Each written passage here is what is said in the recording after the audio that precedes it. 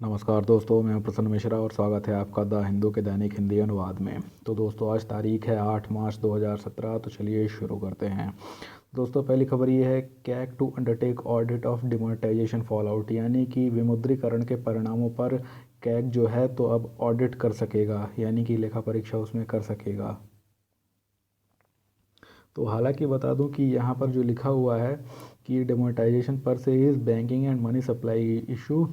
And as such outside the CAG's audit jurisdiction, यानी कि जो डिमोनेटाइजेशन था तो वो खुद में एक बैंकिंग और मुद्रा की आपूर्ति से संबंधित मुद्दा था, इसलिए ये कैग के क्षेत्राधिकार के बाहर की बात है। लेकिन फिर भी ये क्यों करेगा ऐसा, क्योंकि आगे लिखा हुआ है कि but the CAG is well within its rights to seek audit of the physical impact of demonetisation, यानी कि इसकी वजह से जो राजकोषीय असर पड़ा है उसका डिमोनेटाइजेशन का जो राजकोषीय असर पड़ा है उसका ऑडिट, उसकी लेखा परीक्षा कैग अवश्य कर सकता है, क्योंकि वो उसके क्षेत्राधिकार में आता है। तो दोस्तों, आपको बता दूं कि कैग का कार्य क्या होता है कि कोई भी ऐसी चीज़ जिसका कि भारत के राजकोष पर असर पड़ता हो, भारत के एक्सचेकर पर असर पड़ता हो, तो उसको कैग ऑडिट कर सकता है। ठीक। और भारत की एक जो संचित निधि होती है, आपको पता होगा, कंसोलिडेटेड फंड ऑफ इंडिया, तो उसमें से अगर कोई भी पैसा बाहर निकाला जाता है या उसमें आता है तो उसका लेखा जोखा भी किसके पास होता है? कैग के पास होता है। यानी कि कैग उसकी लेखा परीक्षा करता है कि उसमें कितना पैसा आया, क्यों आया, कितना पैसा निकाला गया, क्यों निकाला गया। ठीक।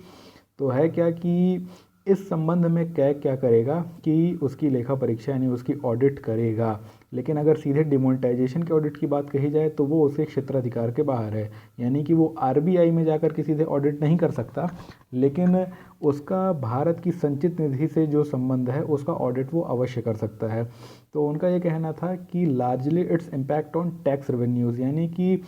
डिमोनेटाइजेशन का टैक्स रेवेन्यू यानी कि कर की प्राप्ति पर कितना असर पड़ा है, तो उसका वो अध्ययन करेंगे। That way the issue gets linked with the public exchequer, क्योंकि यही एक वो रास्ता है जिससे कि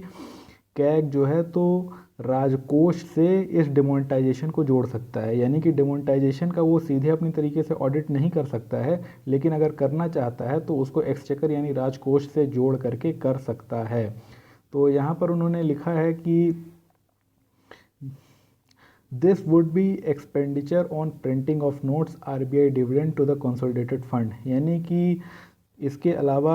जो नोट छापने में खर्च आया है और साथ ही साथ जो आरबीआई का लाभांश होता है जो कि भारत की संचित निधि में जमा होता है, तो उसमें क्या फ़र्क पड़ा है, तो इस चीज़ पर भी कैग विचार करेगा। और आपको बता दूं कि जो पैसा खर्च हुआ है नोट को छापने में, तो वो भी कहाँ से? वो कंसोलिडेटेड फंड से ही निकाला गया है पैसा, तो इसलिए कैग भी उसकी लेखा परीक्षा करेगा। इसके अलावा उनका कहना था कि बहुत सारे जो बैंक ट्रांजैक्शन हुए हैं तो उसका भी वो डाटा इनकम टैक्स डिपार्टमेंट से प्राप्त करेगा। और साथ ही साथ कैग का ये कहना था कि इस दौरान, पूरे डिमोनेटाइजेशन की प्रक्रिया के दौरान, जो कोई भी टैक्स इवेजन हुआ है यानी कि कर की चोरी हुई है और उसके लिए जो इनकम टैक्स डिपार्टमेंट है उसने जो कोई अपनी तरफ से लेखा जोखा रखा है, तो उसमें जो कोई भी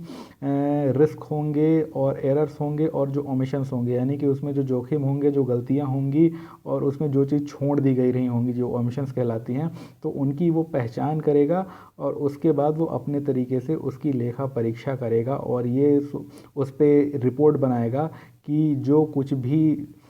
अकाउंटिंग की गई है इनकम टैक्स डिपार्टमेंट या कि किसी अन्य डिपार्टमेंट के द्वारा, तो उसके क्या परिणाम हुए हैं और वो कितनी हद तक सही है। ठीक। और एक महत्वपूर्ण चीज़ जो यहाँ पे ये है कि जो जीएसटी काउंसिल है, तो जीएसटी काउंसिल ने ये तय किया है कि जीएसटी का जो एक प्रारंभिक मसौदा यानी कि प्रिलिमिनरी ड्राफ्ट बना था, उसके सेक्शन 65 यानी धारा 65 को हटा दिया जाए, क्योंकि धारा 65 क्या करता है कि कैग को जीएसटी की लेखा परीक्षा करने यानी ऑडिट करने की इजाज़त देता है। ठीक। लेकिन क्या है कि अब जीएसटी काउंसिल चाहती है कि उसको वहाँ से हटा दिया जाए। तो कैग ने कहा है कि हमने अपनी जो चिंताएं हैं इस संबंध में तो गवर्नमेंट के सामने रख दी हैं। तो दोस्तों, यहाँ पे लिखा हुआ है कि IISc among world's best 10 universities, यानी कि आईआईएससी बेंगलोर जो है तो दुनिया की सबसे बेहतरीन 10 यूनिवर्सिटीज़ में शुमार हो गई है। लेकिन दोस्तों, इसके बारे में थोड़ा सा आपको बता दूं कि ये जो किया गया था रैंकिंग, ये दरअसल पे सारी यूनिवर्सिटीज़ की रैंकिंग नहीं थी, सिर्फ उन्हीं यूनिवर्सिटीज़ की रैंकिंग थी जिनमें छात्रों की संख्या 5,000 या उससे कम है। ठीक, तो आपको बता दूं कि जो दुनिया की बड़ी बड़ी यूनिवर्सिटीज़ हैं जिनका कि काफ़ी ऊंचा नाम है, तो वहाँ पे छात्रों की काफ़ी ज़्यादा संख्या 5,000 से काफ़ी ज़्यादा है। तो इसलिए ये जो रैंकिंग थी इसमें बहुत सारे ऐसे कॉलेज समाहित नहीं हो पाए थे जो कि रैंकिंग में हमेशा टॉप पे रहते हैं। तो ये जो रैंकिंग थी, तो छोटे कॉलेजेस की रैंकिंग थी जिसमें छात्रों की संख्या कम है, तो वहाँ पर आईआईएससी बेंगलोर को 8वां स्थान मिला है। ठीक, और उसके अलावा जो पहला स्थान प्राप्त करने वाली यूनिवर्सिटी इसमें है तो वो है कैलिफोर्निया यूनिवर्सिटी। हालांकि आपको बता दूं कि इस कैटेगरी में जहां कैलिफोर्निया यूनिवर्सिटी ने पहला स्थान प्राप्त किया, तो जब वो ओवरऑल रैंकिंग में देखी जाती है तो तकरीबन वो 201वें से 250वें स्थान के बीच में होती है, यानी कि वो 200 के भी अंदर नहीं होती, 200 के बाहर ही हुआ करती है। तो आप सोच सकते हैं कि जो कैलिफोर्निया यूनिवर्सिटी जो खुद 200-250 के रैंकिंग में है, तो अगर वो यहाँ पे पहली रैंकिंग में आ जाती है, तो जो 8वीं रैंकिंग में है आईआईएससी, तो वो कितनी पीछे होगी, यानी कि वो हो सकता है कि 500 के भी पार हो। तो कुल मिलाकर के इससे ये बात तो बहुत स्पष्ट रूप से नहीं पता चल पाती है कि ये जो रैंकिंग थी तो इससे आईआईएससी कितनी बेहतरीन यूनिवर्सिटी बन के सामने आई। इतना ज़रूर पता चलता है कि ऐसी यूनिवर्सिटीज़ जहाँ पर केवल पोस्ट ग्रेजुएशन प्रोग्राम्स या कि पीएचडी प्रोग्राम्स चलाए जाते हैं, जैसे कि आईआईएससी में होता है, यहाँ पे कोई अंडर ग्रेजुएशन प्रोग्राम यानी कि जो बैचलर डिग्री है यहाँ पे नहीं दी जाती है, यहाँ पे केवल मास्टर्स की डिग्री दी जाती है और पीएचडी प्रोग्राम चलाए जाते हैं। तो ये है कि जो इस तरीके के इंस्टीट्यूशंस हैं जहाँ पर सिर्फ पीएचडी के प्रोग्राम या कि मास्टर्स के प्रोग्राम होते हैं, उनमें ज़रूर इसकी स्थिति जो है तो काफ़ी अच्छी मानी जा सकती है। हालांकि अगर ओवरऑल बात की जाए तो वहाँ पर अभी भी ये दुनिया की बाकी यूनिवर्सिटी से बहुत पीछे है। तो दोस्तों यहाँ पे लिखा हुआ है कि supreme court open surrogacy window for singles, यानी कि अकेले लोगों के लिए सरोगेसी का रास्ता सुप्रीम कोर्ट ने खोल दिया है। तो दोस्तों खोल दिया है क्या, अभी एक तरीके से एक रिप्रेजेंटेशन या प्रतिनिधित्व की बात कही गई है, जो मैं बताता हूँ आपको क्या है। तो एग्जैक्टली क्या होगा वो तो आगे चल के देखा जाएगा। ठीक, ये तो अभी एक छोटी सी विंडो, एक छोटा सा रास्ता इन्होंने निकाला है, लेकिन वो सफल होता है कि नहीं वो देखा जाएगा। तो आपको बता दूं कि सरोगेसी से संबंधित भारत एक बिल तैयार कर रहा है, एक विधेयक तैयार कर रहा है। ठीक, अभी क्या है कि ये जो विधेयक है जिसका कि नाम है सरोगेसी रेगुलेशन बिल 2016, तो ये एक संसदीय समिति यानी कि संसद की एक स्टैंडिंग कमेटी है, तो उसके द्वारा अभी जांचा परखा जा रहा है, यानी कि वहाँ पे अभी उसकी एग्जामिनिंग चल रही है कि इसमें क्या सही है, क्या गलत है, क्या जोड़ा जाए, क्या इसमें से निकाला जाए। ठीक, यानी कि उसमें जो कुछ भी प्रावधान है तो उनके संबंधों में अभी वहाँ पर विचार विमर्श चल रहा है।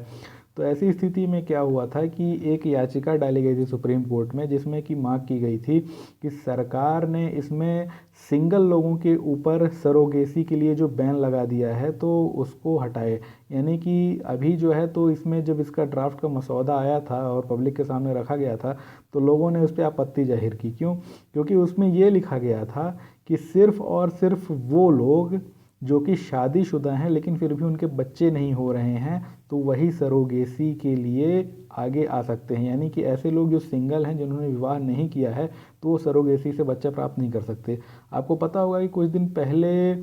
तुषार कपूर ने एक बच्चा प्राप्त किया था सरोगेसी से, और अभी हाल ही में एक दो दिन पहले करण जौहर ने भी एक ऐसा बच्चा प्राप्त किया है। और आपको बता दूं कि ये दोनों ही लोग विवाहित नहीं हैं लेकिन फिर भी सरोगेसी के कारण इनको बच्चा मिल गया है, यानी कि ये सिंगल पेरेंट हैं। लेकिन जो एक बिल बना हुआ है जिसको कि सरोगेसी रेगुलेशन बिल 2016 कहते हैं, तो इस बिल में ये लिखा गया है कि आगे से ऐसे लोगों को बच्चा नहीं दिया जाएगा। हालांकि दोस्तों ये इसका मतलब ऐसा निकाला जा रहा है, लेकिन कई सारे लोगों का ये कहना है जिन्होंने उस बिल को, उस विधेयक के मसौदे को पढ़ा होगा, उनका ये कहना है कि there is no specific provision about single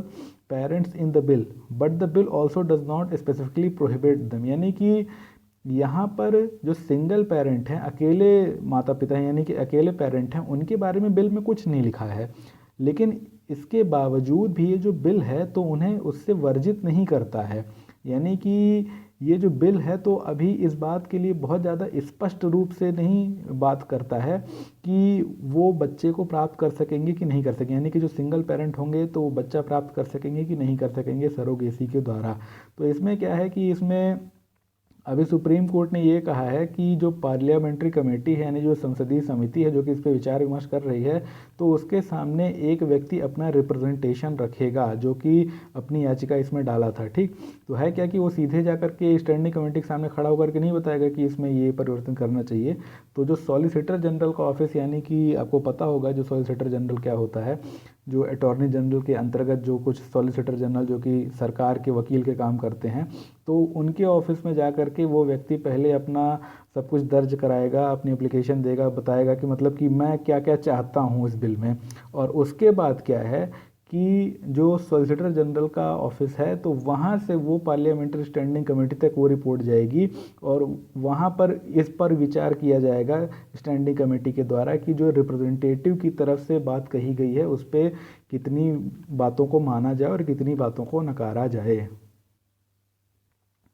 हालांकि दोस्तों क्या है कि जो ड्राफ्ट बिल है उसमें कुछ चीज़ें तो स्पष्ट हैं, जैसे कि लिखा हुआ है कि the draft bill does not cover categories other than married Indian couples, यानी कि भारतीय विवाहित जोड़ों के अलावा किसी भी और कैटेगरी को जो मसौदा है वो रिकॉग्नाइज ही नहीं करता है, यानी कि उस पर वो कोई विचार ही नहीं करता है। जैसे कि जैसे सिंगल वीमेन है, कोई अकेली औरत या कोई अकेला आदमी है, या कि जो गे और लेस्बियन लोग हैं